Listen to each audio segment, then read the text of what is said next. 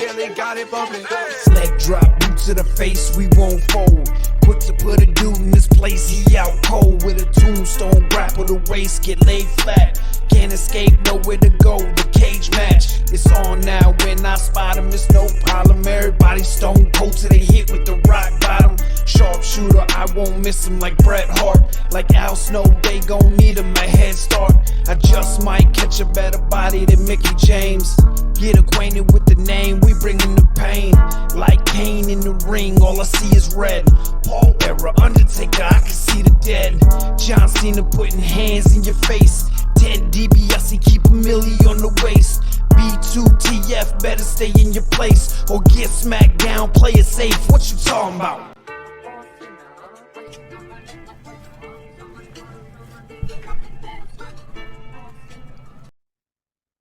Welcome to another episode of Boot to the Face, powered by FullPressCoverage.com.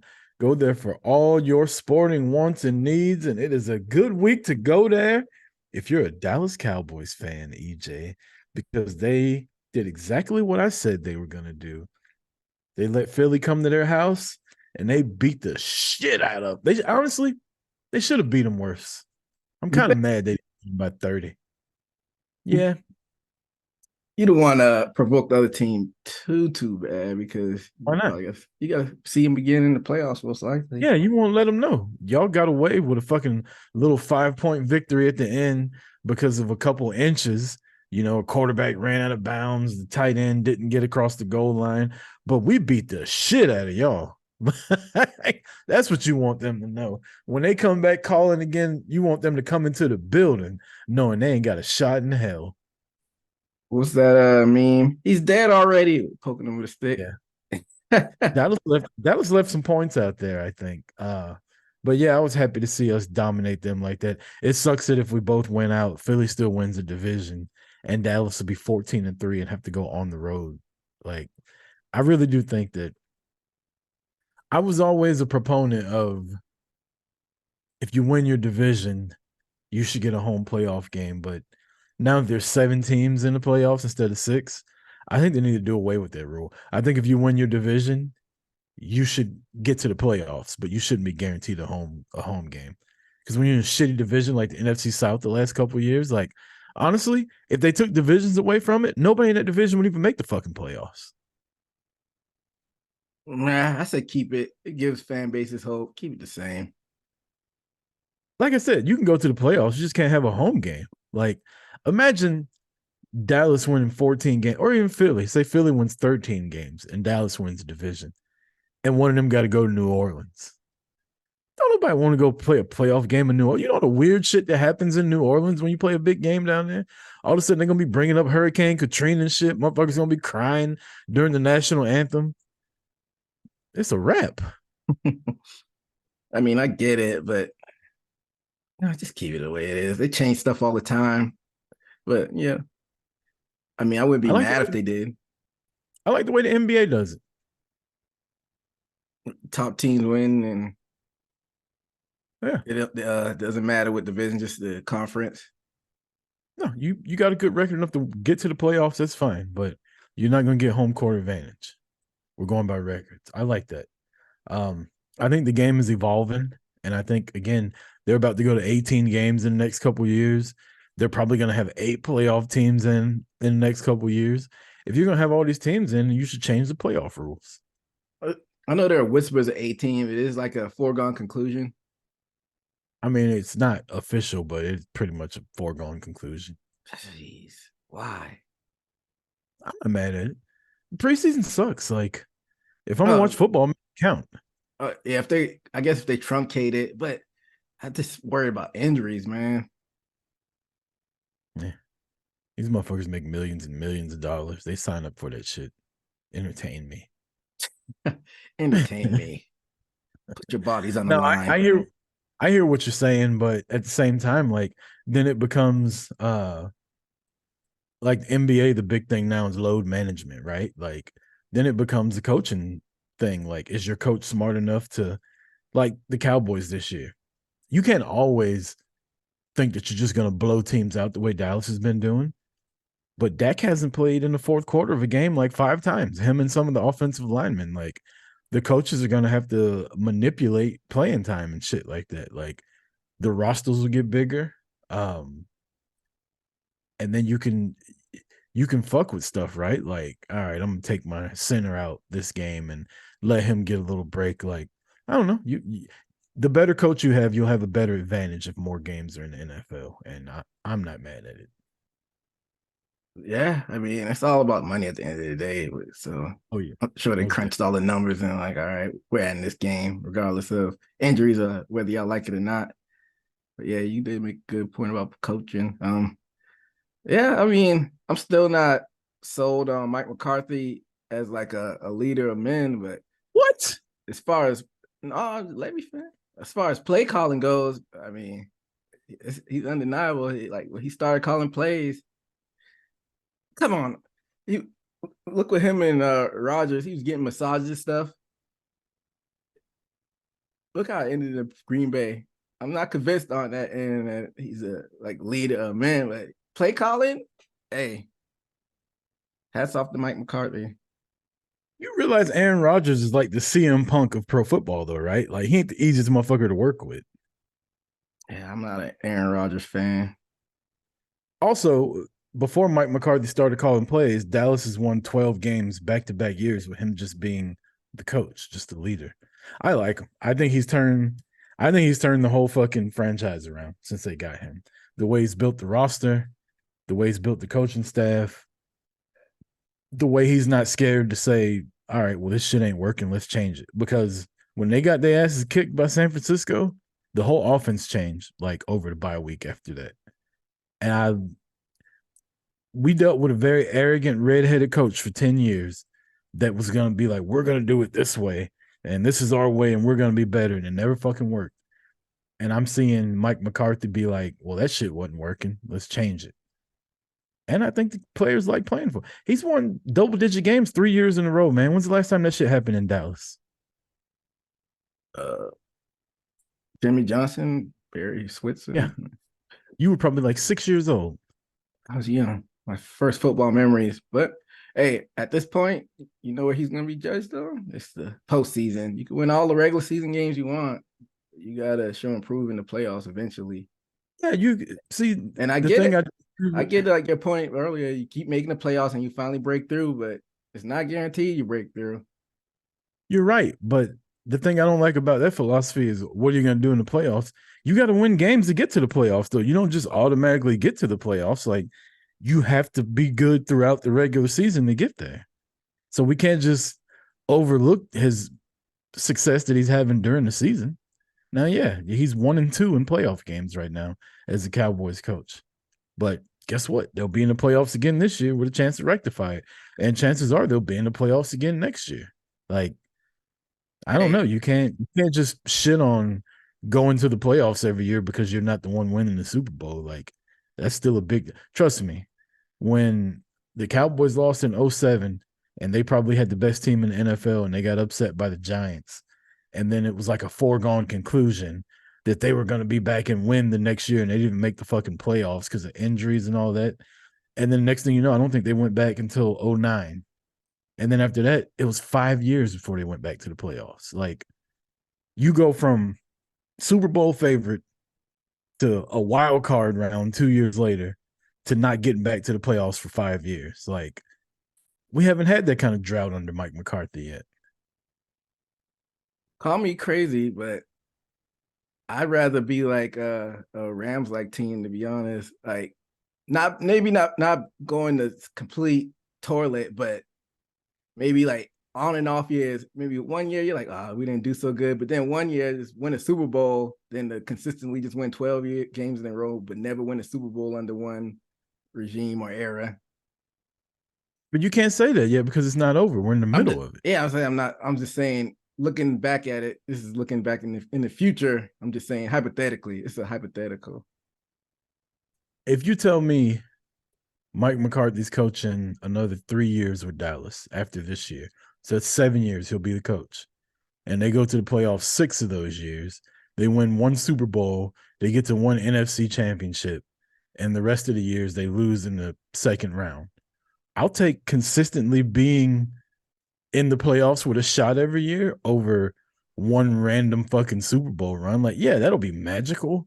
And it'll be like, oh fuck, I can't believe we did that. And then the next year you don't even have a first round draft pick for the next 6 years because they traded away everything. I'll take consistently being in the playoffs and having a shot and winning than a random like lottery. Nah, that's not my hypothetical. My hypothetical is just consistently win 12 games for like a 8-year run, but not win it, or make the playoffs 5 of those 8 years. And the years you don't make it, you probably win like 5 games, but then one of those years you win the Super Bowl. Well, yeah, if you're putting the Super Bowl in only one of these hypotheticals, then yeah, I want them. That's what I'm saying. That's the one I want. But that's what I'm saying. I don't want my team to suck for the next couple of years and then out of nowhere they trade for fucking Matthew Stafford like the Rams did. And no, I'm talking about making that. I'm not talking about making that trading your whole team away. I'm just talking about just that scenario. Because there was a point where the Giants, like, they were like every other year they were good or so, and they win 2 Super Bowls, but then they just went in complete tank after a while. They weren't even good. They were fucking the first year they won a Super Bowl, they barely made the playoffs and they got hot at the end. Like it's luck too, right? Like it's not necessarily the best team every year that wins. Like you have to have luck, you have to have injuries that don't happen. You have like the Eagles last year. They don't win that game if Purdy and the linebacker don't get hurt, Fred Warner. I don't think the Eagles win that game. I think that's a blowout the other way. Like they got lucky, they got to the Super Bowl. The Chiefs, they got lucky, they got to the Super Bowl. Like that game they beat Buffalo in a couple years ago. Either one of those teams could have won that game, and the Chiefs happened to get lucky that year. Like there's more to it than just being a really good team. Like everything has to fall in your favor for you to win the Super Bowl, and all you can do is fucking keep putting your name in the playoffs and hope that that's your year. That's true. That stretch where the 49ers, remember they were losing, they lost like 2 or 3 games earlier this season. Mm-hmm. Like that's the games where Debo was injured. Like I didn't realize how much of a game changer he is. Well, their left tackle was hurt too. Trent Williams, I think he was out. I think the linebacker was out a couple of those games too. They were missing more than just Debo. But still, I mean, once he got that's back, like, they were rolling again. Yeah, it's like you take Tyron Smith, CeeDee Lamb, and fucking Micah Parsons off the Cowboys and see how many games they win. True. You know what school Debo went to? No, where'd he go? You go South Carolina? You know, that guy who shut down A.J. Brown, you know what school he went to? I mean, I wouldn't say he shut down A.J. Brown. He had 9 catches for like 100 yards. Stephon Gilmore, is that what you're talking about? Yes, sir. Actually had a class with a guy. He's a quiet dude. With who, Gilmore? Mm-hmm. He was a freshman. Right. It was like an easy class. He was a freshman. I was a senior. It was like a African American studies or something like that. He looks so much older than you. He's like 3 years younger or 2 years younger. He was a freshman my senior. Yeah. They try to call him like an old man. He looks older than you, though. I mean, like, he had a lot of wear and tear playing football. Yeah. I just been chilling in the house. I feel like he gets a lot of shit for like everybody saying that he looks like he's lost a step and all that. He's got such good technique and like, yeah, you might make a play on him, but he's always right there. He's rarely ever just like beat. I think it was a good pickup by them. And it's funny if you go back, you're like, the Cowboys didn't need another cornerback. They already had Jordan Lewis and Bland and blah, blah, blah. They should have traded for a wide receiver or some shit like that. Now you're looking at it and you're like, thank God they traded for Gilmore because they'd be fucked right now. Yeah. After losing Trayvon Diggs. Yeah. It was a gift and a curse, that injury. It probably caused Bland to step his game up. Who knows how many snaps he'd be getting? He'd still be playing a lot. He'd just be the third guy instead of the second. Put him in that nickel. Yeah, because I mean, he had 5 picks last year. All right. I didn't realize he had that many last year. Yeah, he had 5 interceptions. He led the team last year because last year everybody was looking for Diggs to lead the team again since he almost broke the record. And then Bland was the one that got them all. But it's enough Cowboys talk on here. We're a professional wrestling podcast, EJ. You want more Cowboys talk, you go to fullpresscoverage.com, tell them we sent you, and I'm sure you can find your favorite team over there. But let's get into some pro wrestling talk. This weekend we had NXT Deadline, CM Punk making towns. Seth Rollins and Punk get into it. Becky and Nia get into it. We got more the devil shit going on in AEW. Christian with a big time win over Copeland. It's just a lot of shit going on, EJ. Let's just start with the power rankings. Okay. Switch it up. Yeah, why not? Let's just I remember I went first last week. I wrote 4 of them down. And I will start with the man who beat the best technical wrestler in the world, Andrade El Idolo, with a big win over Bryan Danielson in the Continental Classic. Ooh. Andrade. How do you like them selling Bryan Danielson? He faced Bryan Danielson, right? I don't want to mix him up. Yeah, how you feel about them doing that blood eye angle? I liked it. He's wearing a fucking eye patch. Poke him in the fucking eye. Like, you know what I mean? Like, it's wrestling. You come in there with your ribs taped up, I'm gonna punch in your fucking ribs. It's a fight. It's like a bullseye. I like that shit. That's smart. You know what I like, because everybody always, critiques, and rightfully so sometimes, AEW storytelling. Like how they're kind of interweaving it with this one with they have Miro on the side. He like, all right, as soon as y'all done, I'm trying to get in this work, mess with my wife. So I do like that angle. But yeah, this tournament is heating up. I'm sure we'll continue to talk about it as the weeks go by and they finally get to the knockout rounds. So yeah, we got Swerve and Moxley coming up, don't we? Oh yeah, that's gonna be good. It's tomorrow, right? Tomorrow night, Wednesday. Swerve better win. Yeah, he better. Number 5. I can't even remember why I got her on number 5. Okay, I know why. Asuka, she beat Charlotte on SmackDown. And is Charlotte injured?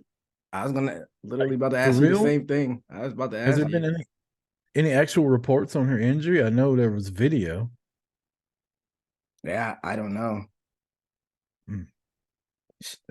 If she is, both of us aren't the biggest Charlotte fans, so we wish her a speedy recovery. We don't wish that upon anybody, even though we might not like what's going on in the ring. I'll save my moonsault critique this week since she's injured. I won't even do that. Just this week. But if it turns out she's not hurt, I got some shit to say about it. Fair enough. My number 4, who I just added, because I didn't have somebody in my number 4 slot for some random reason. Got a win over your boy Jey Uso, Drew McIntyre on Monday Night Raw. The opening match. So that's my number 4.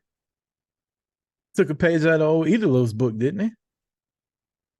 Oh yeah, he did. He did some sly stuff at the end of the match, showing his new side and new aggressive side of Drew McIntyre. You remember what we talked about last week? What's that?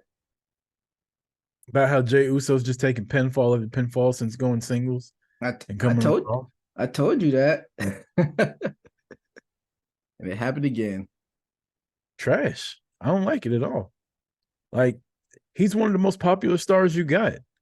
They didn't even do LA Knight like this. Like, I feel like they think Jey Uso's like Teflon, that regardless of what happens, the crowd's going to cheer for him. But I don't think he should be getting.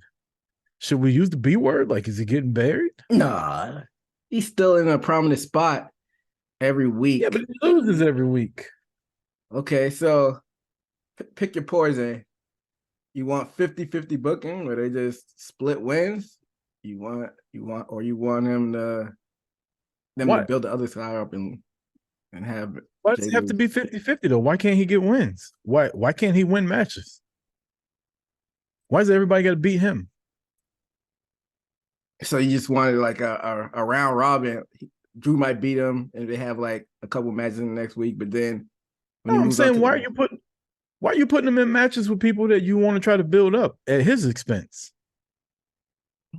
never saw it at that point. So I mean, it's like you're damned if you do, damned if you don't. So if he's not in that spot, like on the upper, higher mid, lower main, main event card, and you just put him back down on the mid card where he's just beating lower level people. That's what you want. Have him get wins against lower level people, and then have him lose to Drew McIntyre and something that makes sense. And he just loses every fucking week now. Hey, I'm kind of with you on that, but it's He not got the pinned direction. last week by Seth, which, okay, that's the world champion. I'll take that. When him and Cody lost the belts, it wasn't Cody getting pinned. Why can't Cody take a loss? So let me ask you this. So him, if he goes down and gets some wins against some lower level people, do you want it to be like storyline, or you just want him just to chalk up some wins?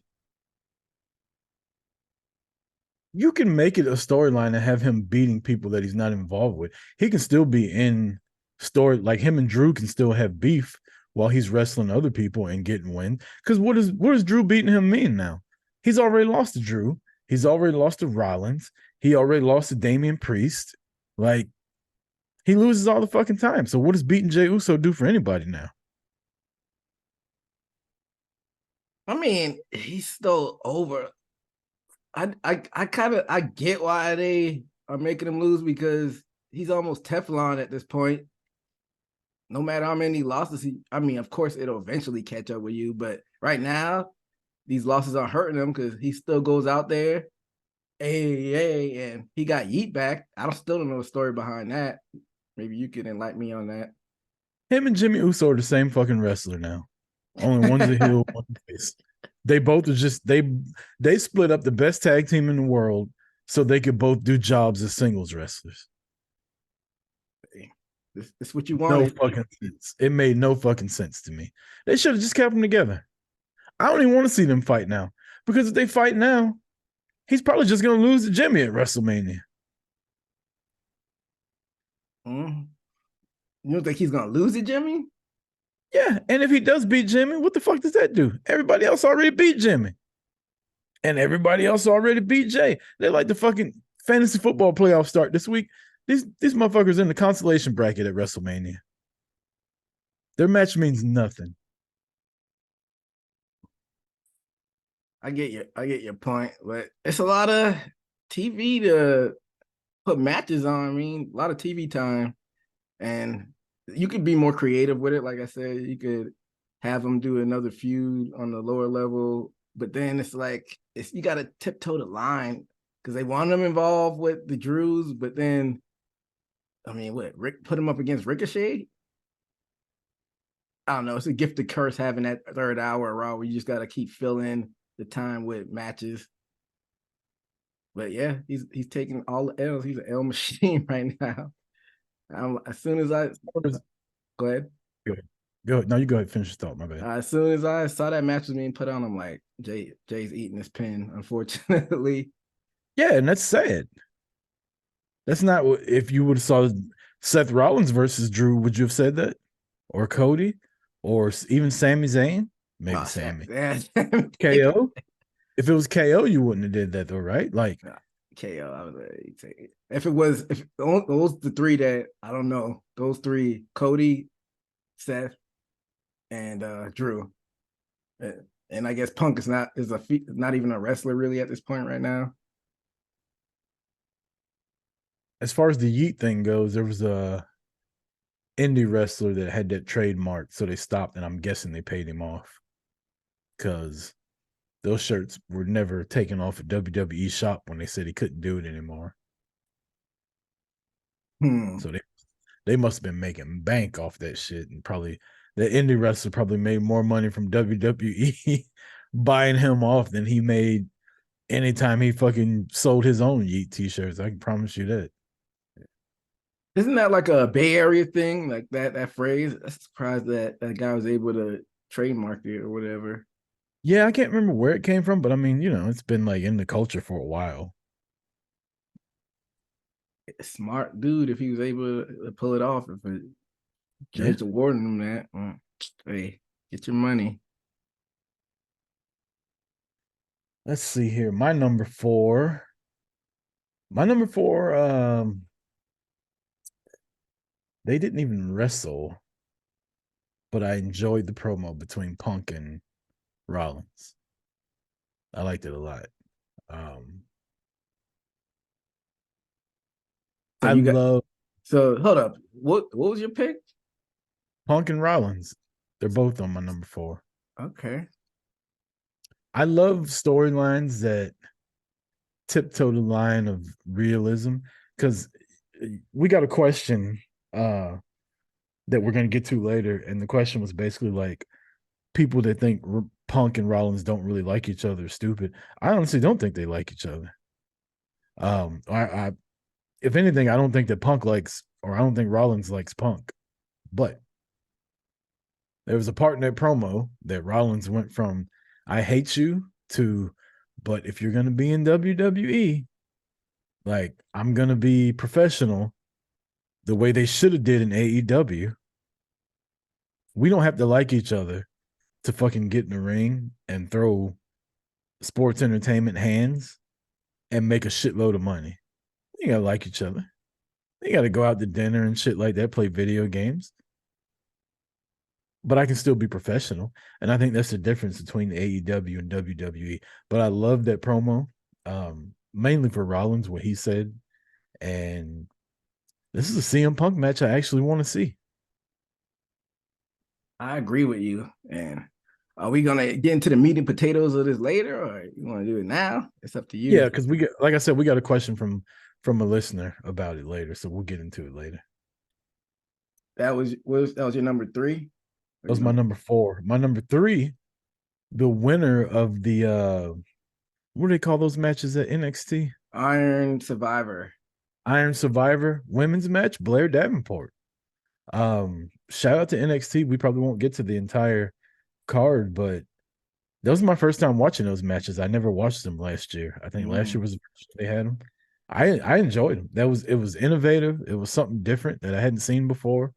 The way they did the men's match was phenomenal, and yeah, I enjoyed it. And Blair Davenport, I'm a fan of hers. I I became a fan of Fallon Henley last Saturday night, pal. Just so everybody knows that. She's my new favorite NXT women's wrestler. So sorry, Gigi Dolan. You had your 15 minutes of fame. Don't count Gigi out just yet. I'm still cheering for her. She just ain't my favorite anymore. Word. I don't know if you saw this on Twitter or not, EJ, but Fallon Henley's asking fucking Mickey James to be her tag partner to go after the belts. Yeah, I saw that in the chat. Yeah, she must have heard, that she's my new favorite wrestler now, and now she's trying to fucking get my good graces even more by bringing the GOAT back.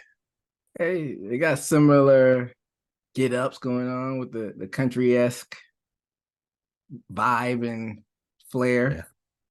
I mean, she's Right got up my alley too. she's got a husband. Mickey James has a husband that works in the company, if I'm not mistaken. GM of SmackDown. Yeah.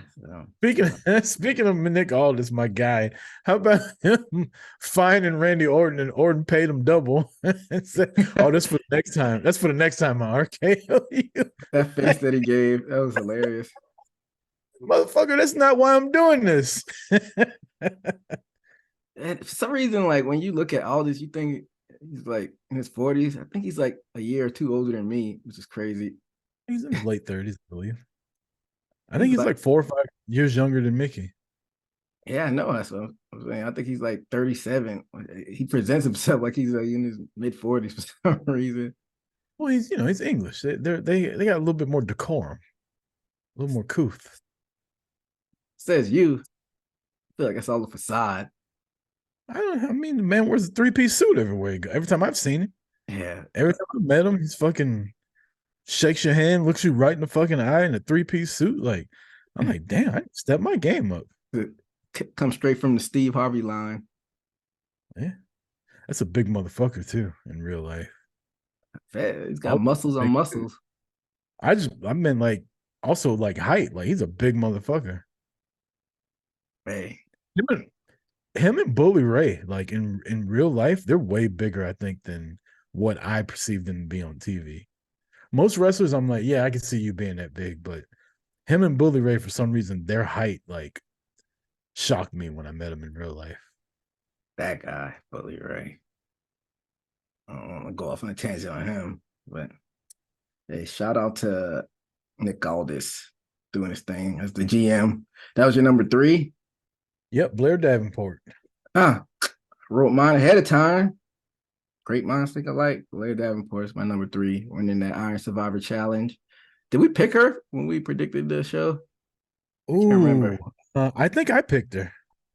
I can't remember. I think I picked her to win. If I didn't pick her, I think it was Lash Legend. Can't remember. These weeks are flying by fast, but yeah, you pretty much summed it all. It was a fine match, and I'm curious to see how she fares against Lyra Valkyria. I'm probably botching her name, but let's see what happens between them. I don't think she wins just because Lyra just got the strap, but I'm sure it'll She be a ain't done fine shit match. with it. What was that? She ain't done shit with it either. Why not just take it off of her? Yeah, you beat Becky. Cool. Fucking late. Look at these lights for 3 seconds. Let Blair take the belt and see what she can do with it. I don't know if I fully agree with that, but I wouldn't, throw a fit if that happened. My number 2 is still your TNT champion, Christian Cage. Went on Dynamite against Adam Copeland, formerly known as Edge. And I'm sure we might touch on that a little bit later, but that is my number 2. What you got at number 2? Same. Great minds, you said. I got Christian Cage and Shayna. Nick Wayne probably had to fight a lot coming up. That's that man's mom, man. I know what I'm saying. He probably had to fight when he was in school. He Boy, weighs like your mama fine as hell, boy. You know how motherfuckers talk about your mama, but like, man, I do all kind of stuff. Yeah, whatever. You know, they meant that shit when they was talking about Nick Wayne's mom. Like, he had to take that shit personal. kid weighs about $130. That drops kick stuff ain't gonna work in a real. All right, you run up on Nick Wayne if you want to about his mama. Motherfucker power up like Goku on your ass. I'd have to take my chances.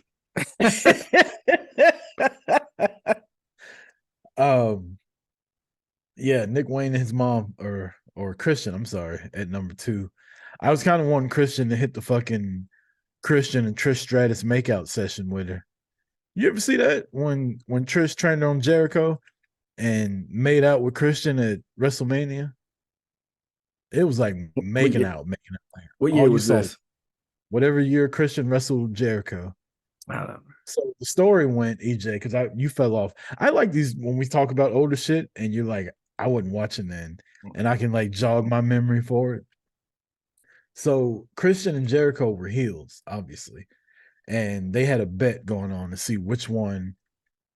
Jericho was trying to get a date with Trish, and Christian was trying to get Lita, and they basically made a bet about it. And the women found out, and then Jericho was like, "Oh, I'm actually a good guy," blah blah blah. And Christian and Jericho ended up having beef. And Trish came out. She was playing Jericho, hit Jericho in the nuts, and Christian beat him. And then when they got to the top of the ramp, they basically went fucking Spice Channel up there. Like all you saw was tongue and saliva, and Trish did the thing. She was wiping all the spit off her face from them making. I was like, yeah. I hate watching people make out. Makes me good uncomfortable. Was this pre TNA Christian or after he came? Yeah, it's before. Oh, this is creepy after Christian. Well, I was watching. I just don't remember it. This probably was. I guess it's probably like WrestleMania 20 or 21, somewhere around that. Yeah, 18, 19, 20, some shit. Because 18. That was Jericho and Triple H, right? Yeah, 19 was Shawn Michaels. So it probably was like 20 then. 20, I feel like Trish wrestled at 20. Mm, Might have been 21. okay. No, because 21 was Trish and Mickey. That was probably Maybe 20 then. 22. Oh, 22. I don't. You know what? We got the fucking internet. Like we do this all. I try to use my memory sometimes, but sometimes it just I have to fucking go see It's probably to got to see. be 20 then because I remember them tagging because I remember when they came to a show in North Charleston, they were like naked, running around trying to. Yep, you were right. WrestleMania 20. Yeah. So yeah, go back and check that out. Trish out there with those jeans and high heel leather boots gave Jericho the low blow and then gave Christian that fucking tongue down. And Anyhow, I watched that WrestleMania on my computer. This is like the early days where you could order the pay-per-view on your computer.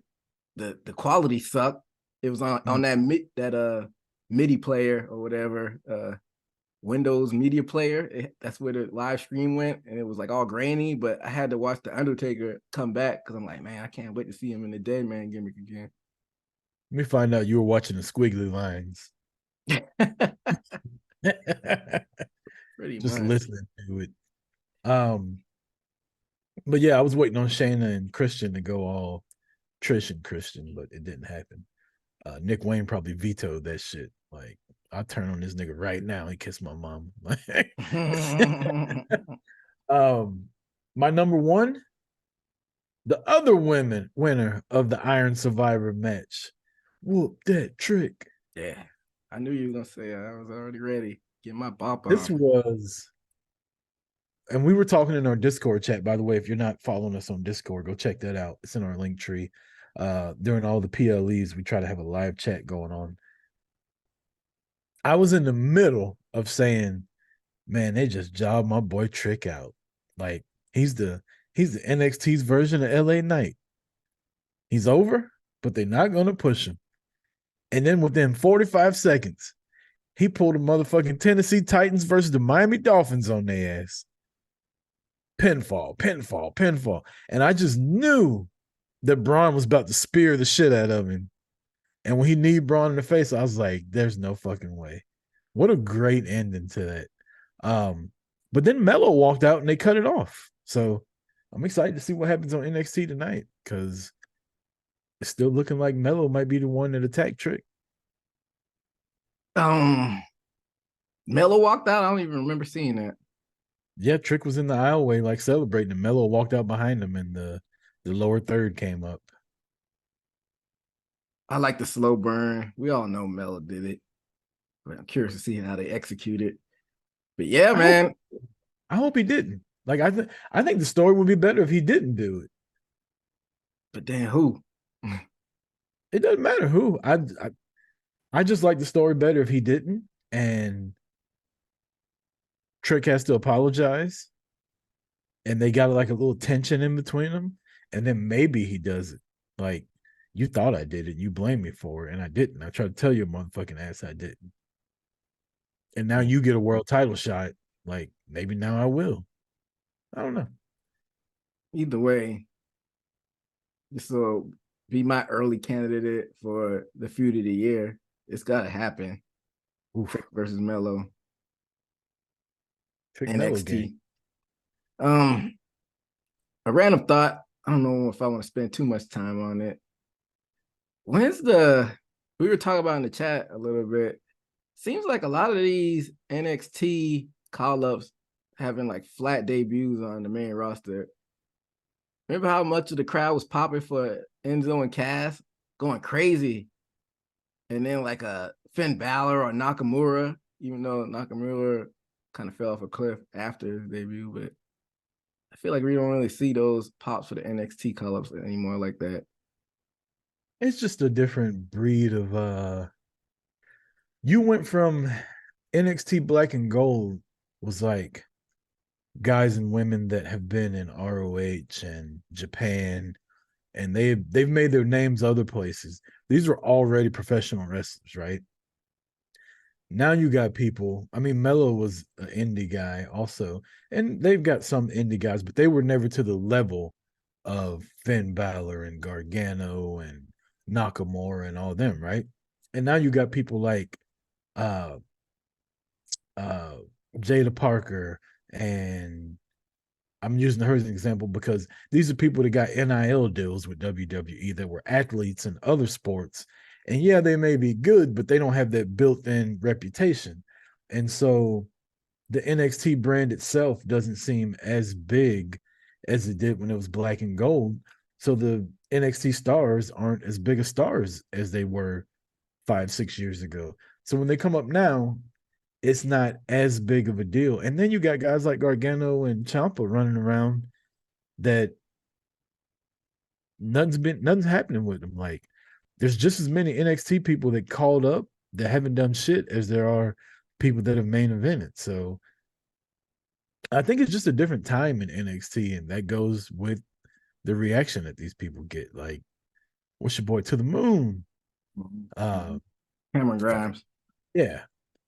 He was never really over in NXT. He was over in front of like 200 people, but he wasn't main eventing NXT takeovers in like New York during WrestleMania weekend. You know, like he's a different kind of over. And then when he comes to the main roster, they don't really give him a gimmick. He's just there. He's just a wrestler, and there's nothing special about him. So I think it's a mix between the caliber of wrestler that they have in NXT now, the production of NXT now, and the fact that these aren't people that have been like killing it in other promotions. I mean, like Gunther, he came from England and everybody knew about him, right? Nakamura came from Japan, everybody knew about him from New Japan. KO came from ROH, everybody knew about him from ROH.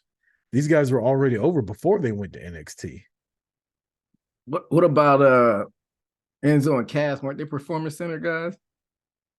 I mean, you'll have the outliers, but Enzo and Cass were perfect for WWE though. They had a fucking New Age Outlaws gimmick, basically, right? Like who don't like singing along to a fucking gimmick catchphrase at the beginning of the match? Like I do. I know I fucking loved Enzo and Cass when they were in NXT. Couldn't wrestle worth the shit though. That's what I'm Once the bell saying. rung, once the bell rung, I was like, all right, I'm going to the bathroom. Why don't they implement that more in wrestling catchphrases? I don't know. Maybe you just can't find it. I mean, you got LA Knight. That's all he Exactly. is, a catchphrase. And look how over that is. Yeah, but it wasn't forced. It got over by him just doing his thing. Like He came in with that, so that doesn't really count. what's my man Chad Gable? Shoosh. You know, like what's his other thing? Thank you. That shit, like that got over naturally. You can't. I don't think you can't just come up with a catchphrase and it be over. Like it's gotta happen. In my opinion. The Rock, if you go back and look at WWE Network, he like kept building over months and months.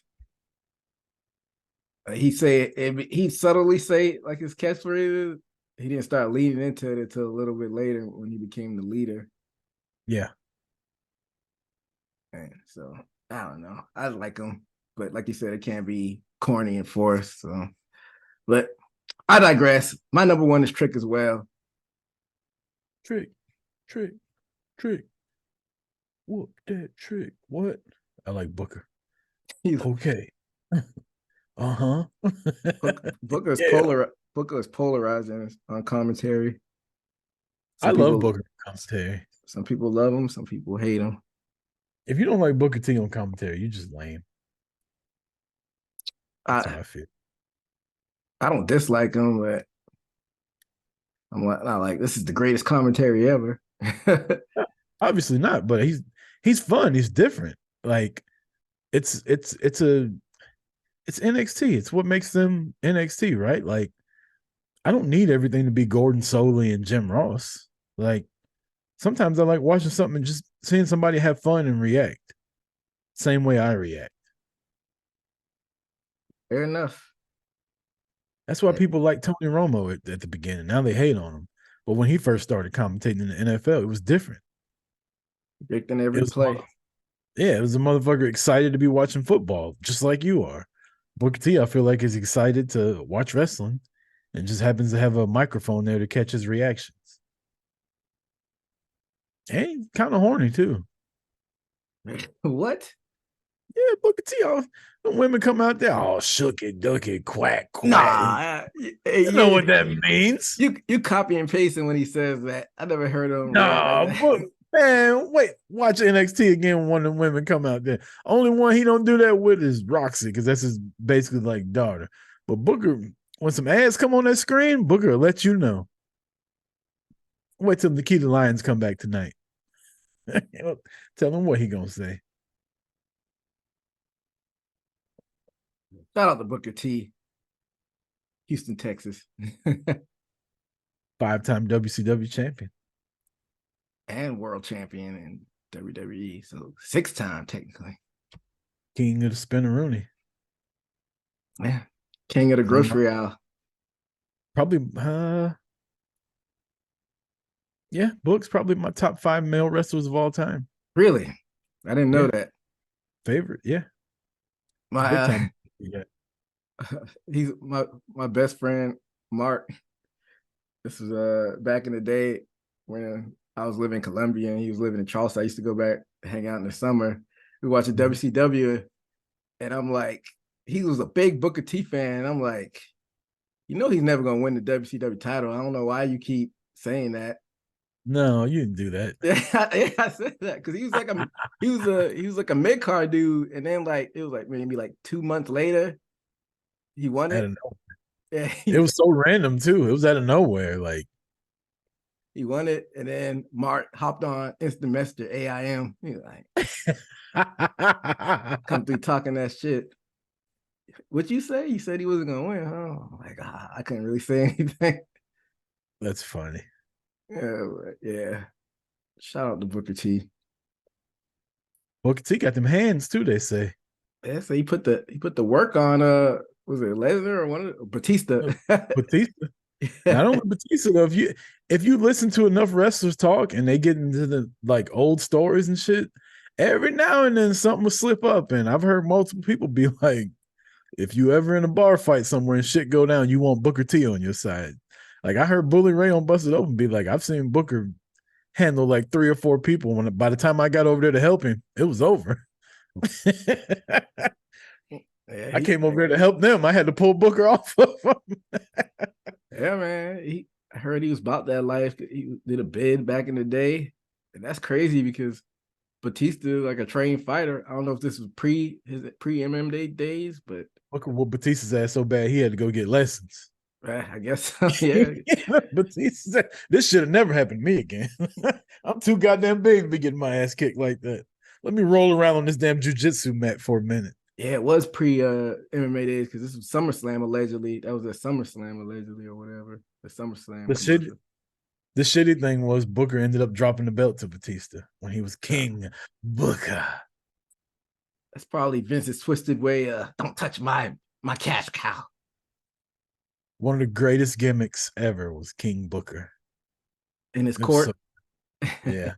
He even had that little accent. It was so good. Who's in his court again? Because I mixed him with JBL. I know Orlando Jordan. Finley and Regal. Oh, it was Finley and Regal. How fitting. Pinky up. Yeah, King Booker. That was like right before I was about to check out. That was like one of the last shows before I went on my hiatus. Was it was a Raw in Columbia. This was my I think this was like my freshman year of college. Like, because right after that, I was just worried about girls and stuff. So I like kind of faded out. This is like my last like hoorah basically right there. And it was a Raw. It was Booker. It was like they brought all the champions out. It was Booker, John Cena, and like I think it was the Big Show with ECW or something like that. I know what you're talking about. Yeah, you went to a lot of like notable shows in Columbia. Yeah, Columbia and Charleston, between those two cities. A lot going on in South Carolina. Yeah, just random sporadic. Because I'll tell you about that show when it was RVD versus Shawn Michaels for that world title. That was in Charleston. Yeah, but, Southern wrestling, that's a pillar. They like to travel down here. Speaking of notable shows happening in the Carolinas this Friday, Sting's last match goes on sale in Greensboro. And I thought Sky Blue was on TV. It's fucking Cora Jade. I will be in line at the Ticketmaster, not in line physically, but in line. I'm gonna try to get front row seats. Oh, really? Yeah. I plan I on signed going. up Go ahead. I signed up for AEW Insider, and they're supposed to let you know when the tickets go on sale early. And I haven't gotten anything for them, and I'm gonna be pissed off if I don't get anything, and then the front row's sold out already. Like I don't want to sit front row for WrestleMania or shit like that, but I sat front row for Mickey winning the title, and I think this is a show that I need to be front row in. Yeah. Somebody you've been following is 7 or 8 or 6 years old. I don't blame you, but you know whose black ass won't be sitting in the front row. I'm gonna be there probably, but I'm not gonna be sitting in the front because I'm trying to go to Mania too. So I don't know if I'm It's on a only a splurge. couple $100. You wouldn't sit in front row at AEW pay-per-view for a couple $100. It can't be that expensive. It's AEW. They're just happy to have motherfuckers in the building. They do. They've been struggling with their TV attendance, but they do well with their pay-per-view attendance. Do they? Yeah, I heard Full Gear was pretty much a sellout. All out, all in. I mean, Let's get to some listener questions. We've been fucking this is one of those shows that we're just fucking way off the rails. nothing wrong with that. We might not even get to our fucking regular topics. Robert Greer on Twitter, Stamps fan in Saskatoon. I'm guessing that's what this says. With how WWE likes to plan things months in advance, and Punk's return and Rollins versus Punk at Mania is imminent, who do you think was bumped down for Punk's return? Drew, LA Knight? Question mark. Also, do you think we also get LA Knight versus Orton at Mania? Oh, that was That's a pretty good question. Who do you think? Who do you think was knocked down a peg? I don't think he was necessarily knocked a peg, but you have a little bit more fish in the sea, so to speak, where maybe he's not as featured as much, and that is LA Knight. Especially with Orton being on SmackDown. So now he's got another over guy to share time with. But I think the plan is for, I don't know this, but the plan with him maybe to challenge for a mid-card title at WrestleMania. So I don't necessarily think it necessarily knocks him down the card, but I think it takes a little bit of his shine away. I don't know if it's a bad thing or good thing at this point because it's still early, but that's just my opinion on it. If I had to think about it, I think Rollins was probably on his way to fight Damian Priest at Mania. So I think Damian Priest probably had to take a back seat for Punk. That's a good one.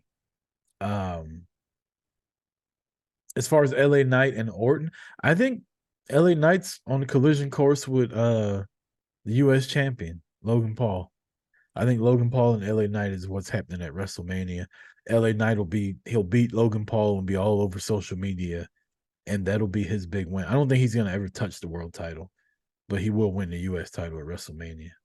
I don't know if I subscribe to that. I don't think he touches the WWE belt, but I can see a world where he may get a short run with the world title. Maybe not even next year, but it all depends on injury and whether the fans stay on his side too. So I'm gonna put that out there as well. But yeah, I mean, I'm not mad at that Damian Priest pick because I don't know, man. He's just not connected with me. I know some people that like him, but I don't know if he successfully cashes in on that Money in the Bank, to be honest with you. Might be a failed attempt. Going back to Robert's question, I think you might be right. Now that Punk's here, I think that Money in the Bank shit is. And I mean, but say Punk beats Rollins and Damian cashes in on him. Just fucking kills Punk's moment. I wouldn't be mad at that. His Punk doesn't need that world title, but At all. it'd be a good way to like give Punk his moment, but then build on the future star. And I don't think he's opposed to that, because isn't that the reason why he went back to AEW, is to give the younger kids some shine? He went back to AEW because that bank account was getting a little light. That too. He don't care about wrestling. He's even said as much. I mean, he did look to the camera and say, "I'm not here to make friends. I'm here to make money." I think that was more of a shot at AEW. Basically saying what we talked about earlier. I think he was telling AEW, I don't get along with a lot of these motherfuckers here. But you know what we're all about to do? Sell out 2 nights of WrestleMania in Philadelphia. Sell out the fucking Tropicana Field for Royal Rumble. Sell out all these big ass arenas. We ain't got to get along, but we all about to get rich. And I was listening to Busted Open today, and they were talking about Punk and Tony Khan. And LaGreca actually said something that I completely agreed with. He said, I hope Tony Khan's paying attention to what's happening in WWE as far as like how you run a wrestling company. And then he brought up some stats. He said 2 years ago on Rampage, when Punk debuted, it was 1.2 million people watching. This past Friday, they barely got 300,000. That's almost 1 million people from one show to the next in 2 years, EJ. That's a big fucking drop. And there's a reason for it. So, like Dave said on Busted Open, like, I hope Tony Khan is paying attention. Like, you can't just let people not like each other and be like, I don't want to work with them. Guess what? Y'all all work together. I work with motherfuckers I don't like every day. But my fucking rent still got to get paid. I still got to take care of my kids. I still got to eat. You know what I mean? Like, my boss don't want to hear that shit. Oh, you don't like him. Give a fuck. You better get this alcohol sold. And that's the way the real world works. And I hope, you got all kind of people beefing in AEW that are staying.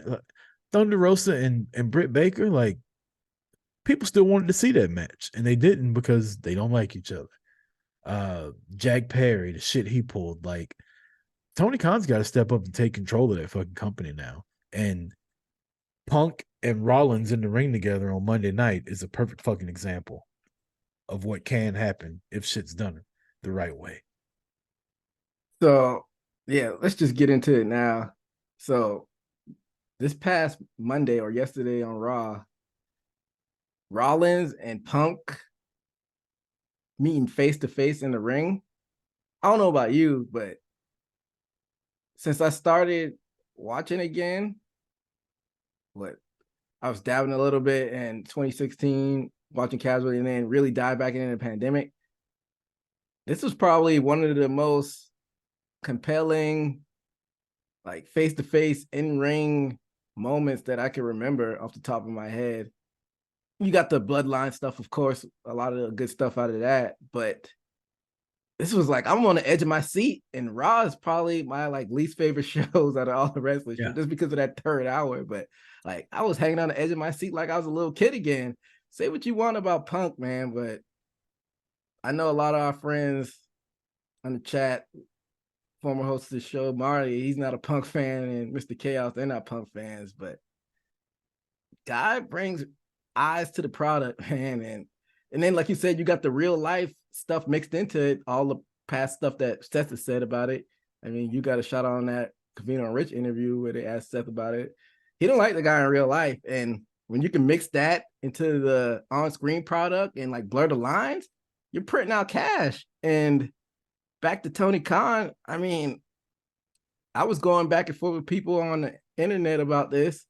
Tony Khan is just flushing. Well, he did. He's not. I mean, he is flushing money down the toilet in other ways. But as far as the Punk situation, he just flushed millions and millions of dollars down the toilet, like you said, because he couldn't sit people down in a room and say, forget what you got going on in real life. Let's just make money.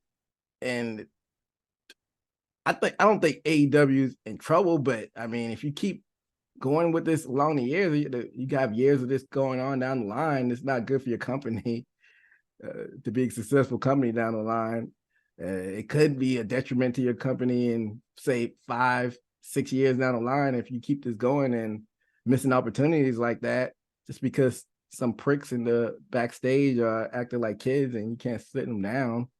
Like, I'm not a fan of the Bucks, and you can go back on previous episodes and hear my thoughts on them. And it's just a shame that they missed that opportunity to have Punk and Omega headline All In, which would have made bazillions of dollars. It's because somebody got punched backstage where nothing was filmed, so it's not like your image in the public is put on blast like that. So it's a shame. We just got done talking about Booker T beating up Batista backstage. Now, I know times are a little different. That was 10, 15 years ago, right? Everything, I mean, it still got reported. We still found out about it. You know, we've heard about Jericho fighting Goldberg backstage. Nobody got fired. Excuse me. Tony Khan chose the Young Bucks and Jack Perry over CM Punk. Disgusting. The Bucks never drew a damn thing in their life. That first All In, that was Cody. Were they even at the first All In? Oh yeah, they were in the main event. It was a big tag team main event. And I just watched it too because Ray was in it too, wasn't he? Yeah, I didn't give a fuck about the Young Bucks being there. When I found out Cody Rhodes is going for the NWA title, I booked my ticket and talked my ex-wife into going down there for our anniversary to go see Cody Rhodes. I didn't go see the Young Bucks. I don't give a fuck about the Young Bucks. I watched Being the Elite because Cody and Hangman and all these guys are on there, not because of the Young Bucks. And Jack Perry? Seriously? He's a rich kid that saw wrestling, thought it'd be cool to do one day, and you get rid of one of your biggest stars over him. Like, if they would have did it the right way, like the old school way, like you talk about, you wouldn't even known about it. Like, even if it was whispers about it, they ask you what fight. Yeah. I get my ass kicked. I'm not going and broadcasting like, oh, he beat me up. We need to fire him. I was like, I don't know what y'all talking about. Nobody ever hit me. Hit me? Shit, no. I'd have whooped his ass if he would have hit me. That's what my story would have been. That's what my side would have been. But, and this is what I don't like. This is why I hate the Young Bucks. These motherfuckers got me siding with CM Punk, EJ. I don't even like this motherfucker. But all these months later, like, I'm thinking about it because, you know, if you go back and you listen, I was on the Punk needs to be fired train because he does have a history, right? He does have a stigma. But business-wise, 1.2 million people watched this man come back on Friday night, Rampage. Sometimes I forget Rampage is even a thing still. 1.2 million people watched it. This past week, 300,000. Were the Young Bucks on there? No. They're somewhere throwing a fit right now, mad because they got to travel a lot. Was Jack Perry on there? Nope. Nobody's seen him since CM Punk beat his ass backstage. You know where CM Punk is? Probably about the main event WrestleMania Night 1. And the other motherfucker that you let go, Cody, he'll probably main event WrestleMania Night 2 again. Because you can't keep your shit together as somebody that's in charge. We all like AEW and want the shit to work. Yeah, that's a big blunder. And hopefully it's just a blip on the radar that we look back and laugh at. I don't want to be talking about this 5 years down the line and be like, this is where we saw the first cracks of the kingdom falling down, which I hope doesn't happen. I'm gonna joke about this, but I hope it doesn't happen. But we might be watching the rise and fall of AEW on the WWE network in fucking 3 years. I heard somebody make that joke as well. I think Tony is prideful enough where I don't think he would sell it to them, but I get what you say. He might not have a choice. I mean, 300,000 people from 1.2 million in 2 years? You're doing something wrong. to be fair, I think they followed up with CM Punk on a few episodes after that, and it did drop while he was still there. But I get what you're saying. Maybe 800 or 900,000, not 300. Yeah, Punk. If you had Punk on Rampage, he would consistently bring in 6 to 7 because that's what he was doing with Collision. And I'm not a CM Punk fan. This guy was gone from wrestling for 8 years or something like that. Motherfuckers were still chanting his name through arenas. When he finally came back, you got people crying. You don't pick the Young Bucks over him. Ain't nobody crying about the Young Bucks. I ain't seen one person with a Jack Perry sign since he's been suspended saying bring him back. I ain't heard one arena start chanting for Jack Perry. Meanwhile, you go to WrestleMania and they chant this motherfucker's name 2 nights after Mickey Gall beat his ass in a real fight. And wrestling fans are still chanting his name. You don't pick the Young Bucks and Jack Perry over CM Punk. I'm sorry, you don't. So, but don't you think to the point that they got to? It doesn't matter what I think. You got me on that one. You caught me slipping. Got myself on that. To the point, because even you said it before, to the point where they got to, Tony's hands were tied, though. His hands were tied where he had to get rid of somebody. You think he could have got away with getting rid of Perry, just firing him? Fuck yeah. It might not have been popular the next week or the next month, but you know when it would have been popular? When they do fucking Full Gear and they get 1 million buys and everybody that's on the show gets a raise. Or when they come to Dynamite and the hard camera side is actually full of people there because they all want to see CM Punk. And now everybody gets paid a little bit more. All right, so peep this. So what if I know it's probably not completely true. It's always he says, she says, and the truth is somewhere in the middle. But what if CM Punk was backstage really wrecking shop and literally putting people in danger? He wasn't putting people's lives in danger. What is he putting people in danger? And then, like, if Tony didn't get rid of him, people might try to come to Tony with lawsuits for whatever melee CM Punk caused back there. See, you pissing me off right now, EJ, because you got me defending this motherfucker. I don't think CM Punk was just going backstage like throwing hands. I don't, and I wasn't there, so whatever. I think he saw that the company wasn't being run in a good manner, and professional wrestlers weren't being professional.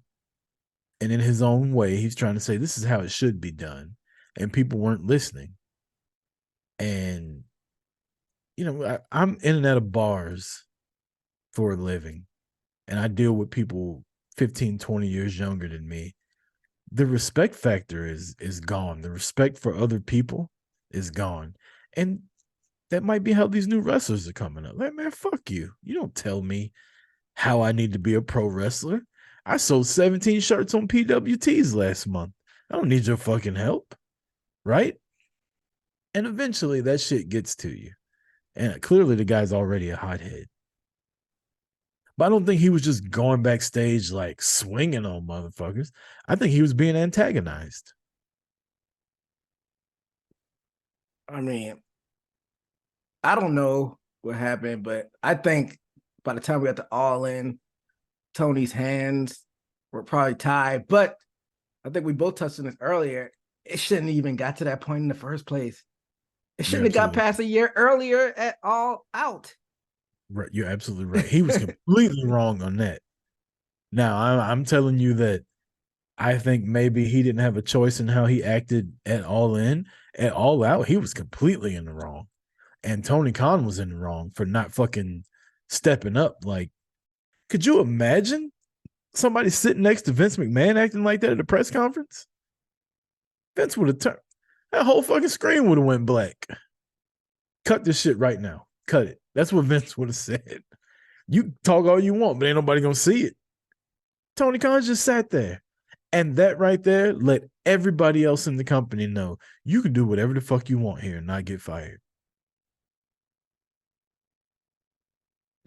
Yeah, that's the first step.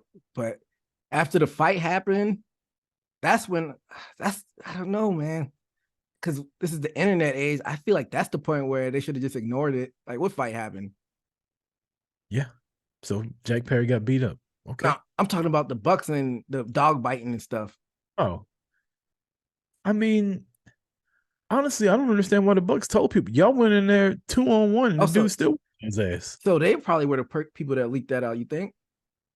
Oh, definitely. Oh, then yeah. Well, yeah, that's where it messed up. Like, whatever, because Punk was in definitely, like we said, Punk was in the wrong. He shouldn't have been on the mic eating muffins and blabbering like that. But after the fight happened, that's where it should have ended. Like, they shouldn't have leaked that to the press, and that was the beginning and the end of Punk in that company. They rolled up in his locker room and got their asses whooped, and then went and told on him. Like, how you gonna start a fight and then go point your finger and be like, he hit me? Where'd he hit you at? Oh, we was in his locker room. Why was you in his locker room? Because he was talking shit at the press conference. Oh, so you went and started a fight and got your ass whooped. That's what happened. Yeah. Tony, you know what Tony Khan needs to do? He needs to hire a black grandmother. And that's who needs to be on the discipline committee. She would work that shit out. Just like I just said. What happened? He hit me. Where? In his locker room. So you went in his locker room looking for trouble and you found it. Yeah, okay. Bet you won't do it again. And that would have been the end of it, because that's how my grandmother would have handled it. Hey, you know who they could hire? Shelton Benjamin's mom. Well, I was just thinking the same shit. What was her name? She was a comedian, like Thea or something. Thea, yeah. I was thinking the same shit when you said that. That's funny. Let's get to the next question. Let me pull this up. Pop culture junkie. Thoughts on the marks who actually think this feud has any legit heat backstage off camera with Punk and Rollins. They are working the crowd with this, and it's great. But anyone who thinks they legitimately hate each other are ridiculous. I disagree. I think they don't like each other. We talked about it earlier. I think they don't like each other, and they're using it on TV the same way Matt Hardy and Edge, the same way Kurt Angle and Jeff Jarrett, the same way The Rock and John Cena. These are all people that made a shitload of money not liking one another and still work together.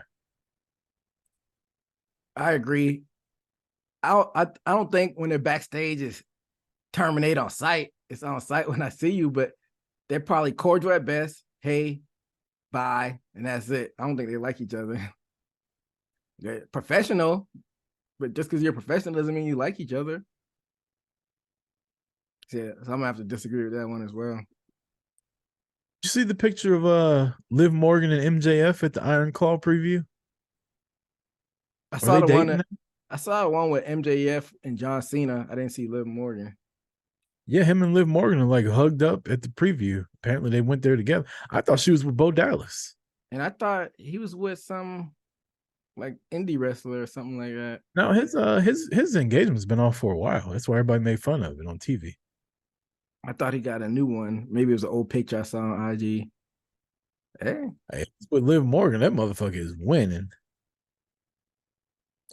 Man, that sucked for Bo Dallas. What's going on with his family? And then if he lost his girl, oh, don't do it like that. Hey, man, I'm just being real.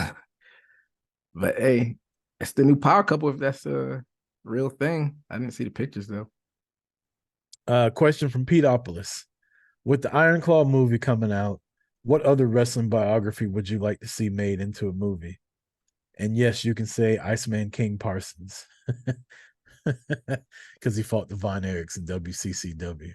I don't know about a biography, but we've talked about it on here. I would love a fucking not Beyond the Mat. What's the one they do? Dark Side of the Ring. Yeah. I would love a Dark Side of the Ring on like all the couples that are in wrestling, or like who hooked up with who. like all the rumors about Jericho and Kelly while he was married, and uh John Cena was, apparently he was slaying ass back in the day. I'd love to know about all that shit, like the real stories behind all of them. That's a good question. I think I like to see. It's too soon. I like to see a dark side of the ring brawl out, brawl in, however you want to word it. As far as bios go, they've done like so many documentaries on it. But I'd like to see it maybe like an actual movie form, like the Monday Night War or something. That'd be fun, I think. Um, I'll give you another one, and I've talked about this before as well. I'd love to see the lead up to the first All In, like how it was all put together. I'm sure they have footage of it, and I'd love to see them like interviewing Cody and the Bucks, and I know Tony Khan had a lot to do with it. Sinclair from ROH, like I'd love to see all of them like talk about putting it together and how easy or hard it was to get all these indie wrestlers in the same place, what they expected on the fucking day the tickets went on sale, how hard it was to get the arena. Like I'd love to get a back like a 2-hour documentary on the first All In. I wouldn't be mad at that. We got 3 more questions from Mr. Chaos. Who runs Punk out of WWE? Hey, we talked about it earlier. The hate that Mr. Chaos has for Punk. Who runs him out of it? He runs himself out of it. Damn, you hit it right on the head. It's exactly what I was going to say. Yeah. Point blank. If he wants to be there, he'll be there. But if something made up or real happens, first signs of him being irritated, he's gonna bolt out of there. So that's my answer. I lied. We actually got 3 questions left now. DSG Scully says, Roman Reigns, how much does he have left in the tank? Man, what? He's 38. That's a baby in wrestling years. He's got a lot left in the tank, but does he have other things lined up? I don't know. With all this time off he has now, we talked about this last time. Whenever he does come back, I hope he either comes back really fat or like really ripped. Like right now, he's kind of in the middle. I want to be like, if he's really in shape, it's like, oh shit, he's gearing up fucking a run. But if he comes back and he's got like a little pooch, he's out of here. Come back like Thor in that Marvel film. Yeah. Still got biceps, but he got a little gun on him too. That'd be hilarious. Chris Hardy says Okada, now that he's a free agent, is he going to WWE or AEW? Man, I don't see him as a WWE guy unless they like insert him directly into like a click with. I hate to be stereotypical with Shinsuke. Just being there by himself. I can see him. I don't know. It is Triple H, so I don't see him putting him like in the Tozawa role. But I think he'd be like in a Johnny Gargano, like it's there to wrestle, unless they have something, planned out for him specifically. So I think since he's already been in AEW, I think he's more of an AEW guy.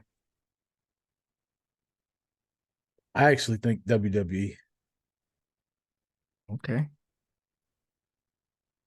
What do they do with him?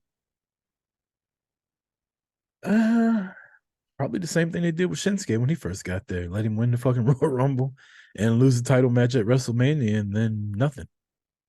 Okay. But they'll get a good year out of him. Okay. Yeah. Okada's not the youngest guy in the world either, right? Like, Well, I think he's like 36, 37. It's not old. last question from Damien. Homeboy Damien. Damien was actually at AEW a couple weeks ago when it was in SoCal. He says favorite match you've seen live. Man, I would not be able to pick one from like my first stint watching wrestling because I'd have to go back and find a match. But as far as recent memory, it have to be. Oh, we both went to Revolution. I feel like it was a good match. You had the Punk and MJF that dog collar match. That was pretty good. There ain't a match on that card that will make my like top 10 of matches I've seen in real life. I mean, I think you've been to a whole lot more wrestling shows than I have, man. You're probably right. As far as my recent memory though, either that or it was Dax versus. Because I've been in a lot of TV shows recently. Pay-per-views, of course, probably have the bangers on there, but Dax and Osprey was a good one too. I've seen recently. That's a crazy question. I don't know if I could pick one. You know, like I was at Mania Stone Cold's match that he came back. That was funny. I was at Mickey James and Jordan Grace. It's a smaller venue, but that was fucking a lot of energy in that crowd. I went to All In, the first one. Cody and Nick Aldis was crazy. Saw Goldberg beat Hogan for the title at the Georgia Dome.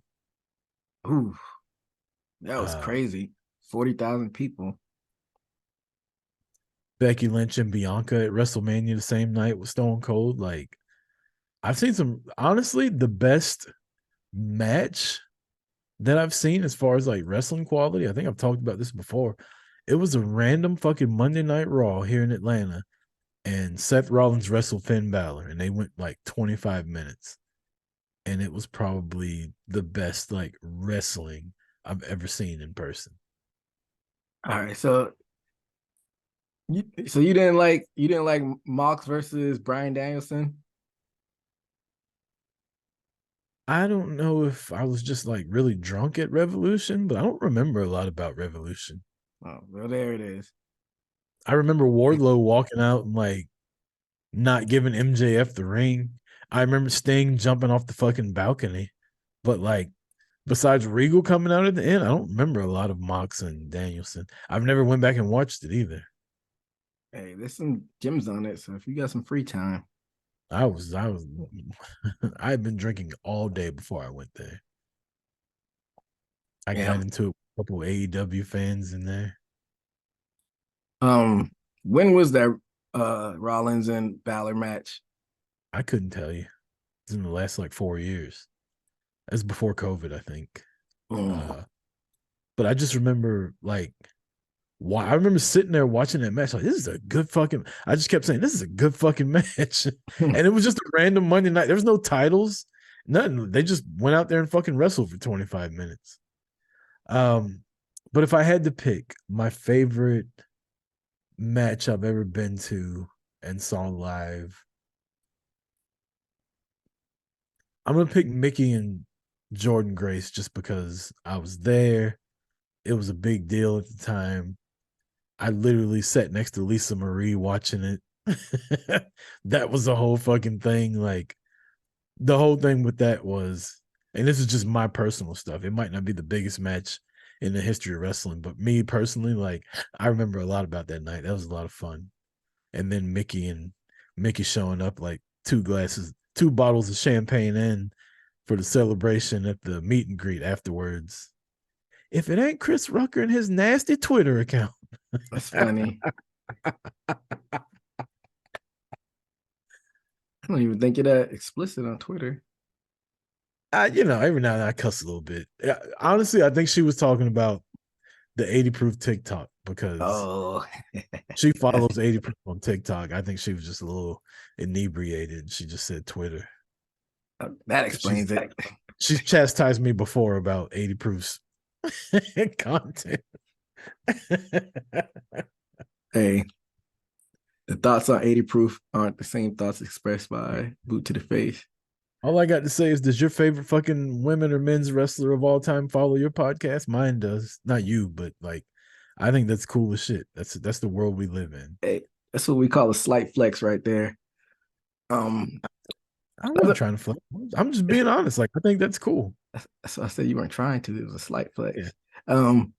Another match I throw on there too is Shawn Michaels and RVD minus the wonky finish. I saw that too back in like 02. I saw Punk and Randy Orton at WrestleMania There you go. 27. It ain't one of my favorites, but the fact that Orton beat him was cool because I hated seeing Punk. Yeah, it's a lot of good wrestling, but yeah, I'll pick Mickey and Jordan Grace with a slight second of Cody and Nick Aldis. That was just that all in weekend in itself was just a cool fucking thing to be at. There you have it. Let's see here. We've been going for a while. We did a lot of freestyling tonight, EJ. Do you want to get to anything on this list, or you want to just get to the NFL picks? Yeah, we did cover a lot of stuff in that freestyling. Only thing I really had to touch on is what do you think about the execution of Nick Wayne's mom coming out there? I thought it was a little weird. Yeah, I mean it's AEW. Like it ain't gonna go smooth, and that's not a slight on them. It's just they're all still learning. Like she's not a pro wrestler. You know, they're literally getting somebody's mom to come in. She's not like Trent's mom just driving a fucking minivan. Like they actually have her on TV doing stuff. So, and it's in front of a live crowd. It's not like it's backstage. So yeah, it's it's probably the best it could have went. Or if that was the worst that it went, that's not actually that bad. If she's gonna get better, if she's gonna be on TV. I think Bully said this. They should just probably make her his new Christian, his new stepdad, just have them have a relationship. Mm. Could you imagine you finally get your dream job and they're like, all right, now we're gonna bring your mom on TV and she's gonna be sleeping with your coworker. The fuck? Hey, if the check's big enough, have at it. I don't know what Nikita Lyons is wearing, but hey, we all have our past references. I think you called it the Kita line back in the day. there's a lot of them. I called her Thicky James earlier. My favorite one though, Ultimo Wagon. That's my favorite one. That somebody called. Can she wrestle? Who cares? I mean, Send her to AEW. You ain't got to wrestle in AEW. Just what? fucking. That's the wrestling company. What do you mean? She might not get a chance to wrestle, but exactly. She'll be on TV though. Look at Shayna Wayne. She get more TV time than Britt Baker. Game. That's all I got, man. We getting the NFL picks. Let's do it. So last week, both of us did not fare well. Oh no. I mean, the Monday Night Football, who would have thought the Lions? I mean, not the Lions, the Dolphins losing to who they blow it to? The Titans. Yeah. No, they lost to the Bears. No, the Lions lost to the Bears, the Dolphins, the Titans. Yeah, the Dolphins lost to the Titans. And then the Giants beating the Packers. I mean, we should have probably saw that because the Packers have been all over the place. But still, that kind of messed both of our picks up. So what we look like? So that was week 14. That puts me for the week. I went. Hold on, I had the page up. Week 14. Hurry up and load. Week 14.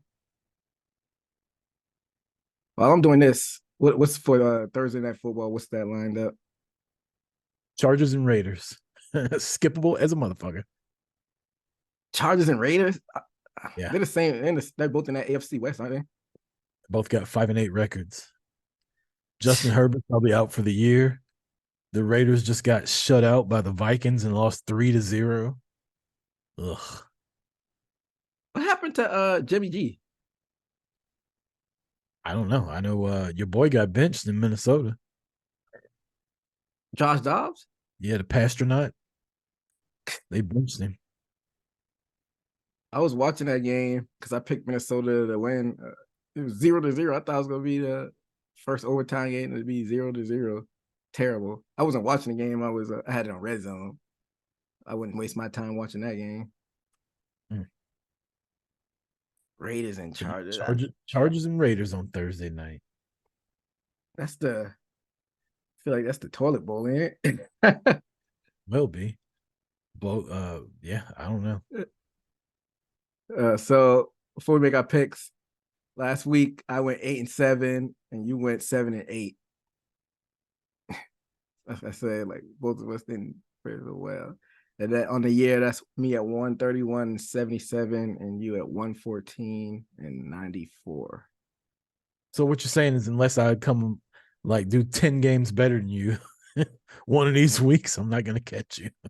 I mean, I'd be a fool to let that happen. All right, well, let's fucking go. Chargers and Raiders. Give me the Las Vegas Raiders. This is in Vegas. Yes, sir. I kind of want it to be exciting just to see if you can come back, but I'd be a fool to pick the Chargers if they don't have their quarterback. So got the Raiders too. The Minnesota Vikings at 7-6, right on the brink of the playoffs, travel to Cincinnati, who also doesn't have a quarterback, at 7-6 on the brink of the playoffs.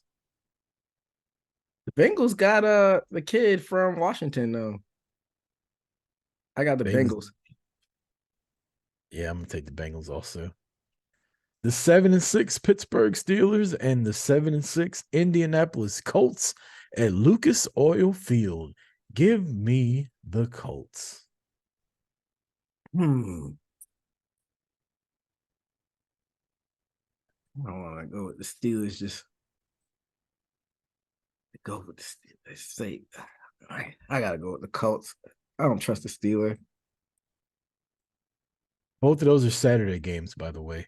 The Vikings and Bengals at 1:00 and the Steelers and Colts at 4:30 on Saturday. And this is also a Saturday night game. The Denver Broncos at 7-6 travel to Detroit, the Motor City. Give me Detroit. Oh, go ahead. I'm gonna take Russell Wilson. Okay, I got Detroit. Let's ride. This is Detroit's first Saturday night game of 2. They also play America's team 2 weeks later on New Year's Adam at 8:30. Sorry about their luck on that night. Yep. Sunday, December 17th, 1 p.m. The Atlanta Falcons at 6-7 travel to Carolina to take on the Panthers. Is it San Francisco? The Falcons travel to Carolina. Falcons. I got Atlanta. Yeah, I'll take the Falcons also. The Chicago Bears travel to Cleveland. Kevin Stefanski, I want to say this, needs to win Coach of the Year. I don't give a fuck what happens the rest. If they don't make the playoffs, none of that. This motherfucker has won a game with 4 different quarterbacks this year, and his team is in the middle of a playoff race. Imagine if they still had Deshaun Watson and Nick Chubb. They'd probably be number 1 in the AFC. The fact they're 8-5 is crazy to me. So shout out to the Cleveland Browns. I think they're going to beat the Bears this week. And if they had Deshaun Watson around, it'd be a lot more massages going around after the games. Don't do that. I got the Browns as well. A battle of 6 and 7 teams on the brink of the playoffs. The Tampa Bay Buccaneers travel to Lambeau Field to take on the Green Bay Packers, who just got smoked by Danny DeVito. I got the Packers bouncing back in this one. I got the Buccaneers. You've been sour on the Bucks for a lot of the season. Yeah, finally coming around, huh? I just don't like the Packers. Fuck the Packers. Hey, that's Marty's team. I already know the vibe. Fuck the Packers. Oh shit. I don't like the Packers when they're good because it feels like it's always interchangeable. Either they're good or the Niners are good, and they always get in the Cowboys' way. The Packers are the type of motherfuckers that will sneak in the playoffs this year under 500 and like kick a game-winning field goal against the Cowboys and knock us out of the playoffs. I'd be livid. Don't even put that in the universe. That's why I don't want the motherfuckers to win. I'm picking the Buccaneers. Fair enough. The New York Jets travel to Miami to take on the Dolphins, who got to be upset. EJ, I went to sleep last night when Derrick Henry fumbled and the Dolphins ran it back and they went up by 14 points with like 4 minutes left. When I woke up this morning, I looked at my phone. I was laying in bed. I was like, something has to be in my eyes. Like, there's no way this says 28-27. It's got to say 20-27. Wait, the little arrow's pointing at Tennessee. How the fuck? And then I look at the highlights. I'm like, how did they let that happen? I went in the shower when this happened because I thought the game was over because the other game just ended with New York. I'm like, all right, this game. I have no clue. I didn't even go back and watch the highlights. But whoever let that happen needs to be fired. It was 13-13 with like 7 minutes left in the fourth quarter. And they score 4 touchdowns combined in the last 7 minutes of the fourth quarter and a 2-point conversion. Like, Tennessee muffed the punt and the Dolphins scored. And then when they got the ball back, they fumbled and the Dolphins did a scoop and score. And it's like, well, this game's over. And they fucking snatched defeat from the jaws of victory. And you got Michael Mauser getting mad because the Cowboys are always on primetime. That's why the Dolphins don't get on fucking primetime, because they suck. Who you said they're facing? The Jets. I think this is the game where they get their confidence back, and then it's a letdown the week after. Definitely. Dallas gonna tap that ass. Damn, the Dolphins got 3 home games in a row because they were at home last night, right? Yep. Yeah, they were at home against the Jets and they're at home against the Cowboys. But I got the Dolphins also. The New York Giants are traveling to New Orleans to take on the Saints, and the Giants are like 1 game out of the playoffs. That's embarrassing that the NFC is that down outside of the 4 division leaders and the Cowboys and the Eagles swapping back and forth. The other, it's like, do any of y'all want to win? And the Giants could possibly sneak in there. Giants on a 3-game win streak. It's gonna go to 4. I'm picking New York. What do you think about not Danny DeVito, the DeVito kid and his agent? He's trash. He's trash. Snap. Yeah, they're both garbage. But Giants are on a 3-game winning streak, so it's a big story. You're not on the hype train, the DeVito hype train? I watched him play the Cowboys. He's not good. You could come into your own as the season goes by. Okay, well, let them get to the playoffs, and hopefully Dallas will get to play them again. Hey, it's they were saying similar to the Linsanity, it's the DeVito hype. Still lives with his mom. Hey, chicken cutlet. Danny Cutlets is what they calling him, or Tommy Cutlets. Tommy DeVito. Tommy Cutlets. You got New York winning. Who they facing again? The Saints. And this is in New Orleans. Yes, sir. I got the Saints. The Houston Texans travel to Tennessee to take on the Titans, fresh off their win against Miami. C.J. Stroud may or may not be out. I don't know what his injury status is. But the Texans are fighting for a playoff spot, and so are the Titans. This should be a good game. It's in Tennessee? Yes, sir. In Nashville. I got the Titans. I'll take Houston.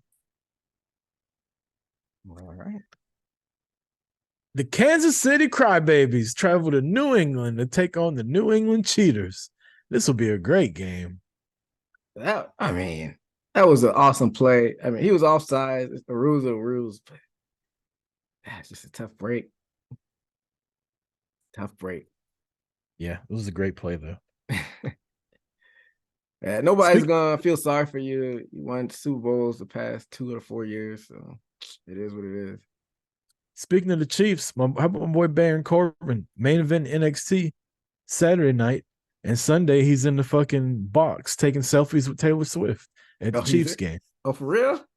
Yeah. Hey, shout out to Baron Corbin. I didn't know that. That's a big No, he used deal. to play for the Chiefs. I knew he was on like the practice squad and whatnot, but I didn't know he still had the juice like that.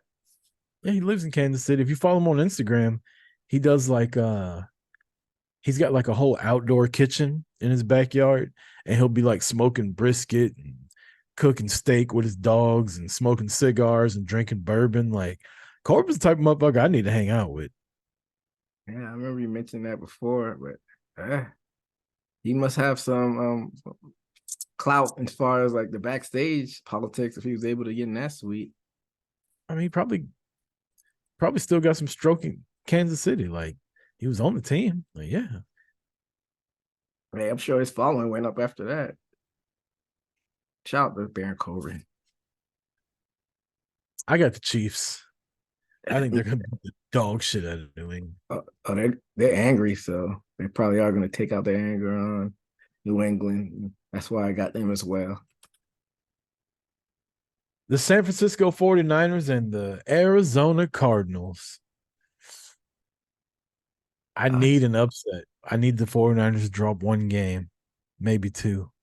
All right. Waste your pick on this game. It ain't this one. I'm taking the Niners on this one, but I will be cheering for Kyler Murray. See, I don't want to go off on a tangent on this.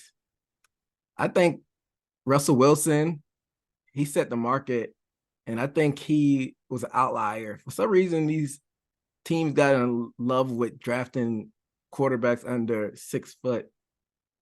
And it goes to show you that trend is not a good trend. I mean, it's not working out. Which one has panned out yet? Baker Mayfield, Kyler Murray.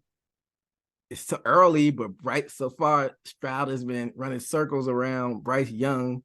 CJ Stroud's 6'4", Bryce Young is 5'10", 5'11". CJ Stroud's that tall? I thought he was under 6. No, he's a tall QB, and he's leading the league in yards right now.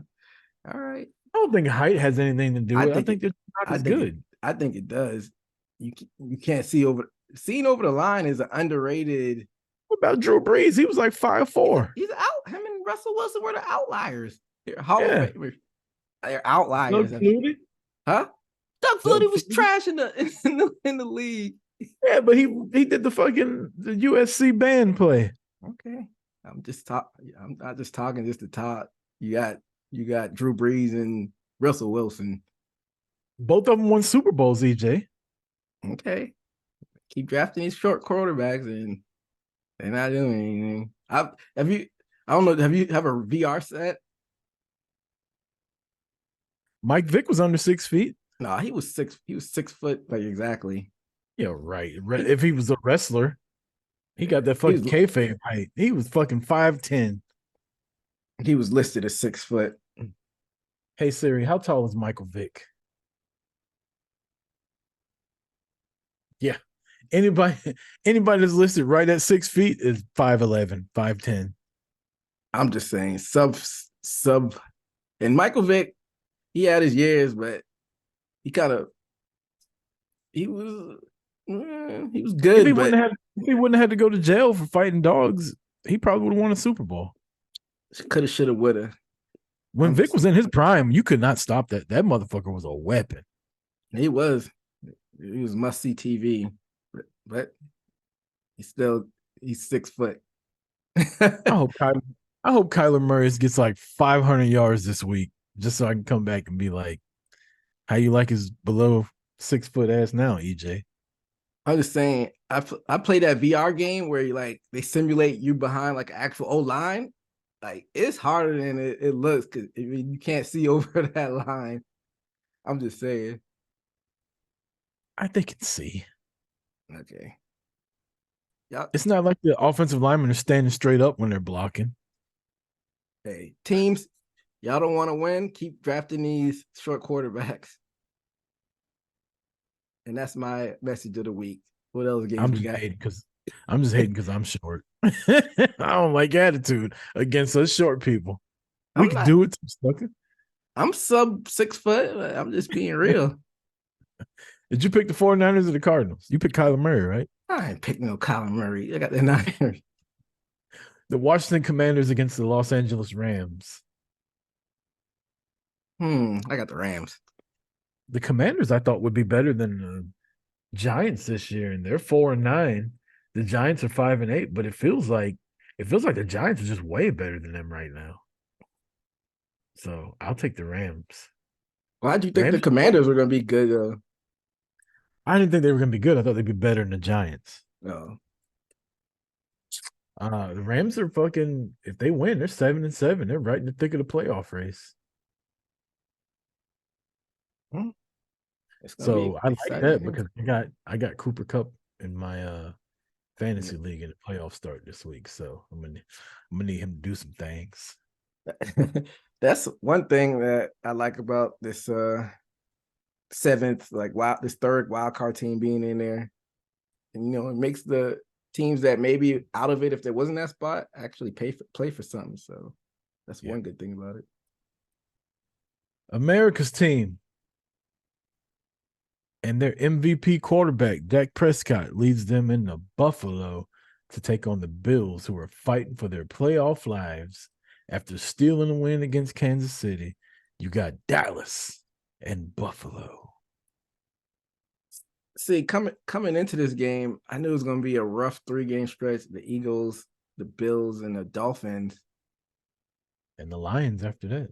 Yeah, like how the weeks are playing out, these teams aren't looking super strong. So I thought for sure that Dallas would drop a game for sure, and I was hoping like the worst would be like 2 games, but I think Dallas may have a chance to run all of these games, even though road games are hard to win. But one game at a time, I think they get the win in Buffalo because I am not a Josh Allen fan.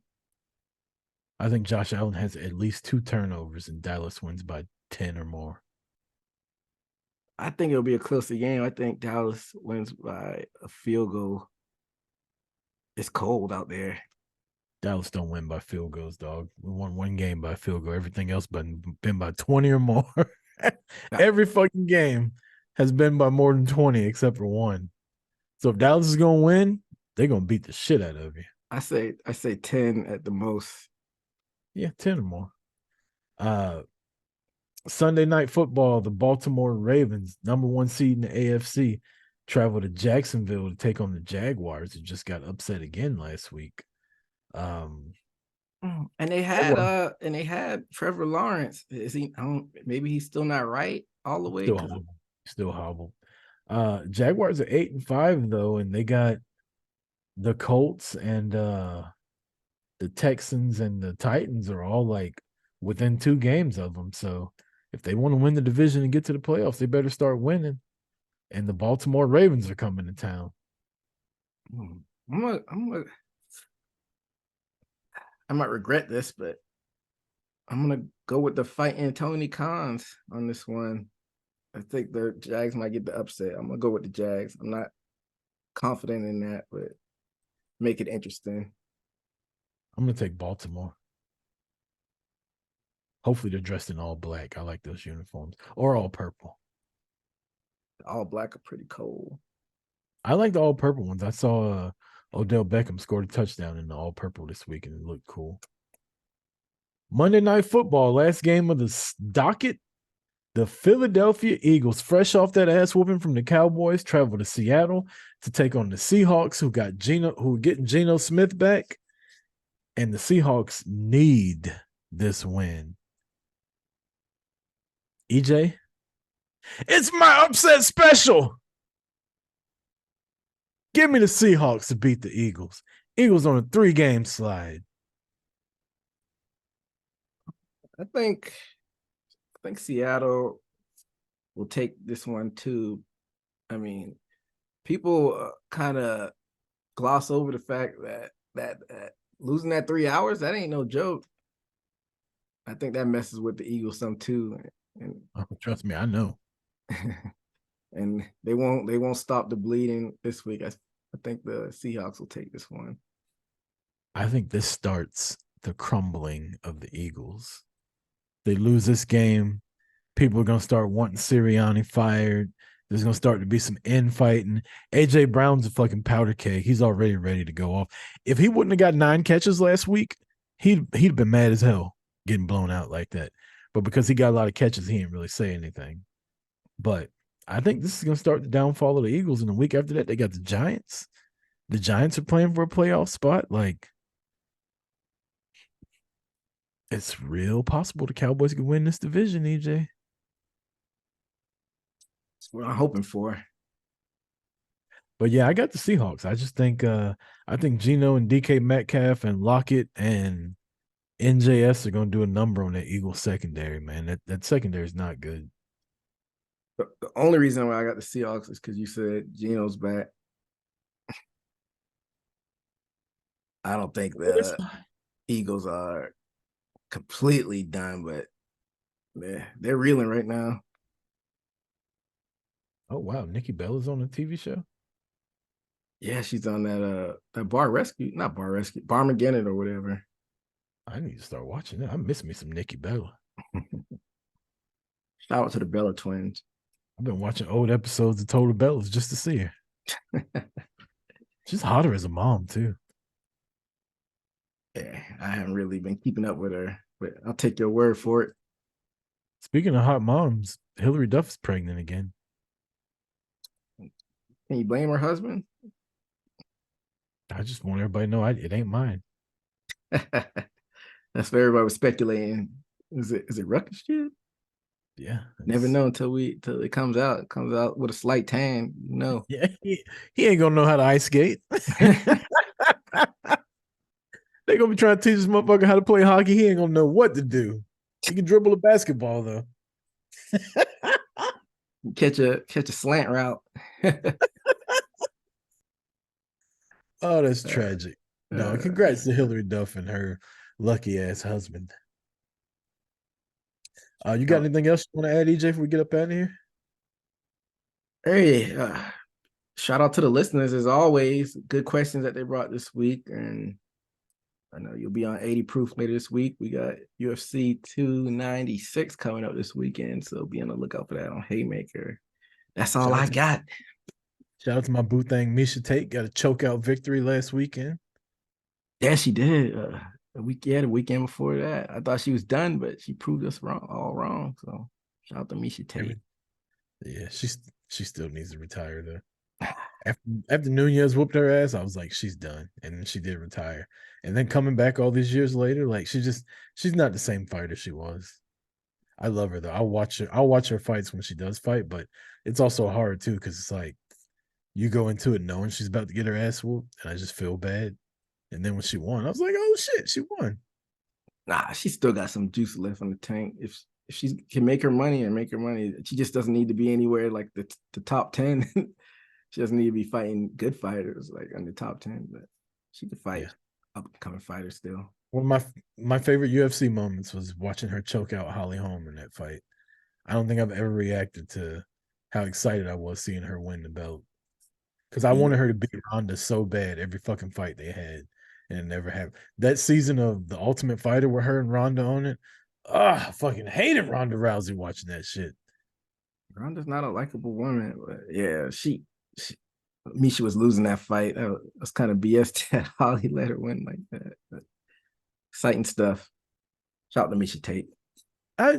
So you say that, but I feel like that fight was way closer than people give him credit for. Nah, I think the judges had Misha losing like all 4 rounds. Did they? Yeah. It looked like it was closer watching it. Like, I think Holly was winning, but I don't think it was like a run. At least to me, it didn't feel like it was a runaway. But She was just outporting her. She wasn't like beating her. He wasn't beating her ass, but she was like doing enough to win each round. It wasn't like a runaway, like you said. Yeah.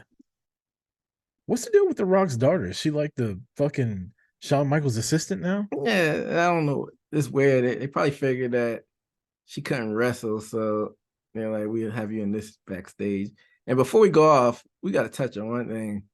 That Maxine and Rhea match was not good. And I like Maxine, but I can see why they were hiding her in tag teams. So maybe not have her in one-on-one matches until she gets some polishing. Or maybe put her in the ring with somebody good enough to help her along. Just saying. Hey, you said you're a Rhea fan until she stopped wrestling. I feel like this has been a waste of a world title run. Since she won the belt at WrestleMania, she hadn't done shit with it. Hey, I can't even argue with you on that one. She took the belt from Charlotte, right? Isn't that who she beat? Yep. And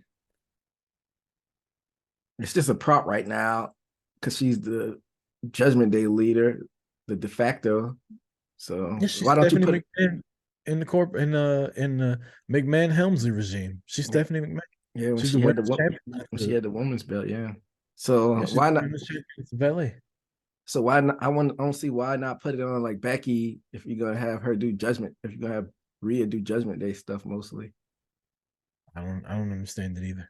I think this has been an awful world title run, and all these Rhea fans out there that anytime I say anything about her on Twitter that get an attitude, I don't give a fuck. I'll keep saying it.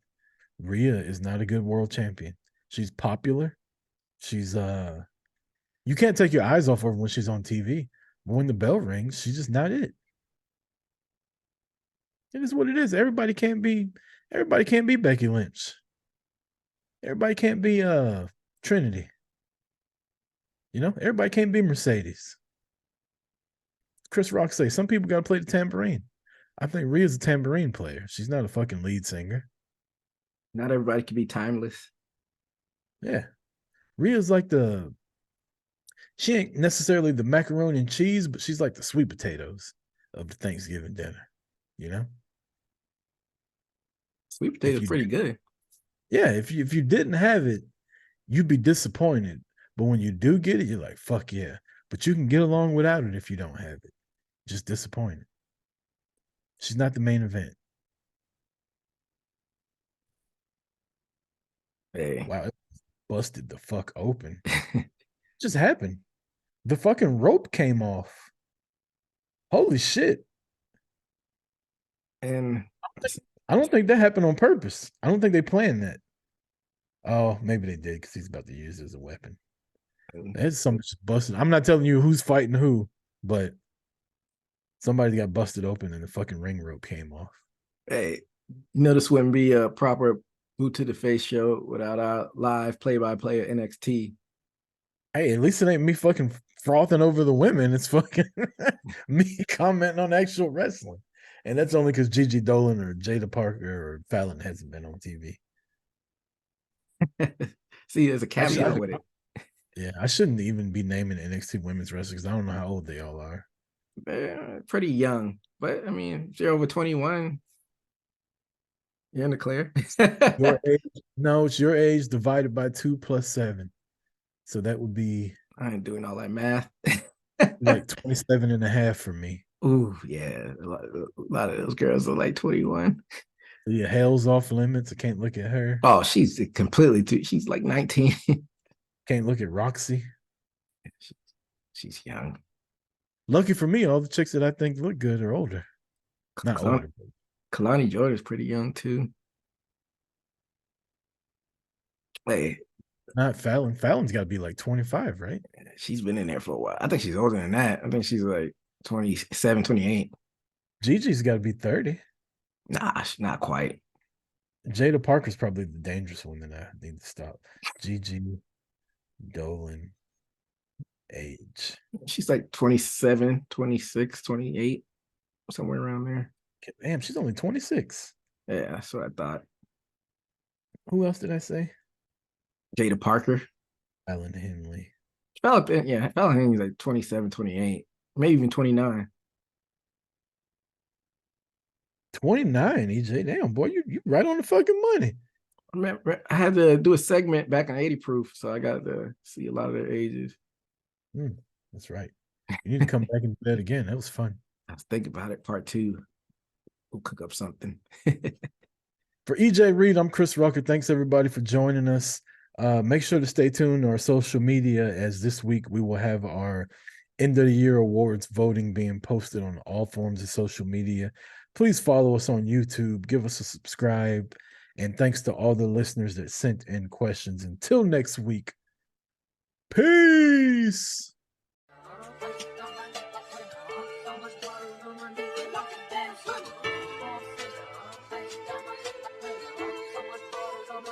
Got it bumping. Leg drop, boot to the face, we won't fold. Quick to put a dude.